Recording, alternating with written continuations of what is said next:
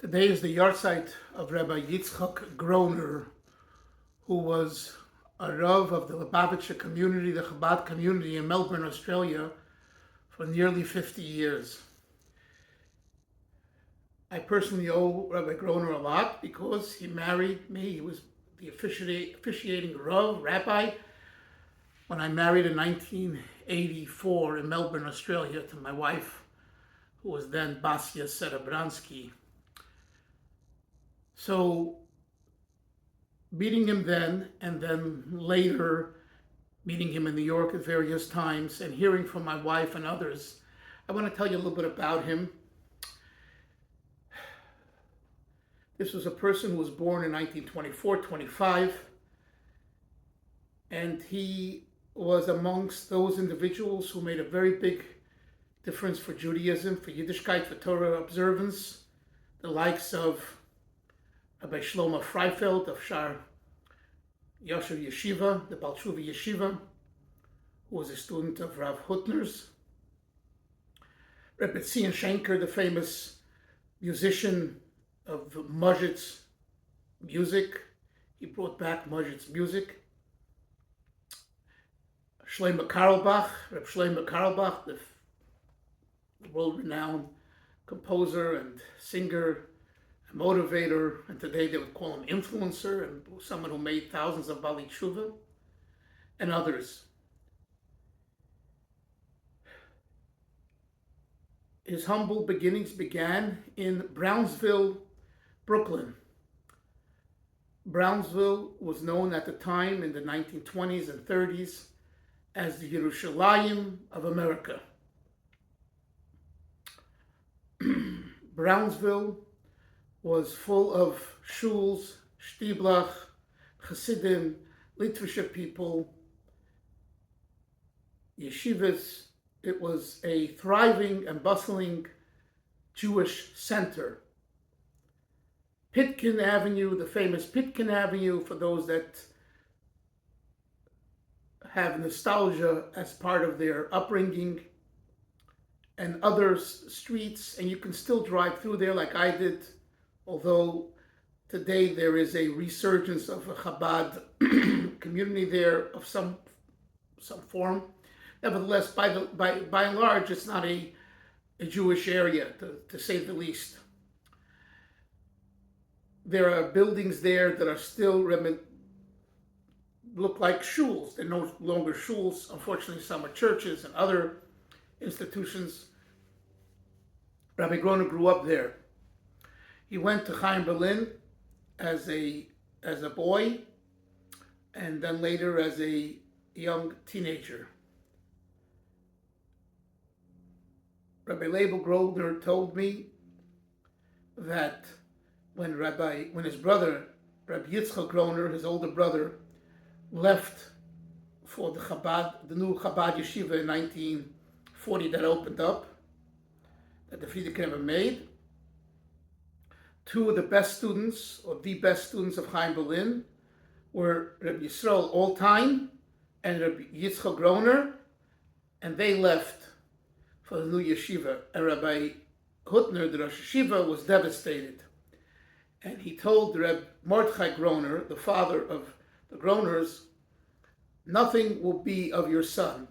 If you have him stay here by me in Chaim Berlin, he'll become a great Talmud Chochem and a great Rosh Yeshiva, and on and on. You're taking him to Lubavitch, and as much as Lubavitch is a Chasidus, and the Rebbe Hutner respected greatly the Frierdiker Rebbe and all that, nevertheless, as far as learning is here. In Lubavitch, he'll get involved with other things. And lo and behold, not only did he not lose his learning, he became a stronger Talmud Chacham, that is, both Reb Yisrael Alltime and Reb Yitzchak Groner, but we're talking about Rabbi Groner. He became a Rav, a massive Rav, a person who I saw myself communicate with Rabbi Malo Olav Shalom in halachic questions and issues. He became a father figure for Jewry in Australia. But before we get to Australia,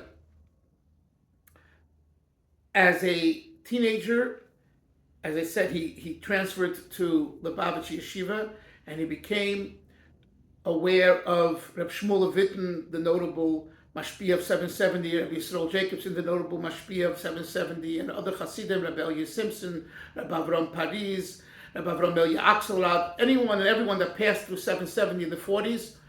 Rabbi Groner met them, listened to them, farbrengens with them, and later in his life he would always share things that he heard from these people, and particularly Reb Shmuel Witten, the Mashpia, the main Mashpia. His love for the Frierdiker Rebbe and the memory, he had a phenomenal memory, remembering Likuti Diburim, the basic talks of the previous Rebbe that were printed during that time. He memorized, I don't know if he knew all of it, but he remembered a tremendous amount. And he lived it. Now, knowing Rabbi Groner, he was a giant. He was a tower figure. He was what we call in Hebrew, Mahus Adam. He spoke loud. He presented himself. He was a proud Jew. He was a proud Chasid. And he was very talented. He had a tremendous, sweet, and powerful voice. My wife tells me on Yom Kippur during the Avodah, when he and Reb Shmuel Betzalel Altes harmonized certain sections, your soul, your neshama would have an ascension. It's like it would leave your body. It was so zis. It was so beautiful. Listening to Rabbi Groner lead the prayers on the days of awe on Yom Rosh Hashanah and Yom Kippur. He was an orator. He was a gifted speaker. The Rebbe sent him on many missions to do public speaking. He didn't charge any money. He went to India and here in England and Eretz Yisrael, and he spoke many times on behalf of the Rebbe and Chabad-Lubavitcher. He had a heart of gold. He really did. My wife tells me that every Shabbos, his house was full of guests, orchim. She told me a few examples that she remembers. There was a certain person who came to Rabbi Groner and said, "My son is involved with Buddhism and Eastern religions and philosophy. You need to save him. You need to help him." Rabbi Groner said to the father, "Have him move in with me in my house." His kids were growing up. He had a large family, 7, 8, 9 children, whatever the exact number is, and just come in. We'll find him a place. He came in. He took students from the yeshiva, older students, to learn with him, and he became a Baal Teshuvah with a beautiful family. One of the shluchim, Lezer Zeitlin, Olav Shalom, Rabbi Zeitlin was ill while he was on shlichus there as a bacher. Rabbi Groner said, "Come to the house until you recuperate," and he was in the house for a long time till he became better, and he went back to the yeshiva. The heart, the giving, the non-materialism, it's my house and it's my possessions and all of that. This was Rabbi Groner. He didn't know how to drive. He didn't want to drive. His wife didn't drive. My wife had the privilege a few times to drive him and other people. He took rides and he did what he had to. He raised a lot of money, funds for the yeshiva. He was brought to Australia initially by Reb Zalman Sarabransky, my wife Zayda, to help raise funds for the institutions. Then he became the Rav, the official kind of rabbi, because of his vast Torah knowledge. And he also became the leader of the Yeshiva Ktana, the primary school. As the years went on, and the Rebbe encouraged shluchim and shlichis He got involved in that as well. Although, I must tell you that initially he and Rabbi Shlomo Zalman Hecht of Chicago, those that were yet students and Chasidim of the previous Rebbe didn't relate well to this idea of going to college campuses, and things like that. Later on, they caught on because they saw that this is the right path. But his being genuine, without, I am the head of the organization, I am the boss, I am the leader. He knew very well who he is. He used to even say it half jokingly, you know who I am? I'm Label Groner's older brother. I remember him telling me that. But it wasn't, therefore you can't sit next to me, you better stand up for me. None of that stuff. None of that stuff. He would teach Gemara to women. My wife's aunt and my wife's cousins and some others would attend on a weekly basis Rabbi Groner's Gemara Shir. And it wasn't just Agadata, stories of the Gemara. It was a piece of Gemara which he explained, which opened their minds intellectually. And he was happy to do it, and he did it with a commitment. He was an emotional person. He could talk about something and suddenly start crying. You could see that he was there. He was living with it. It wasn't just lip service. What he spoke about, he experienced, he went through.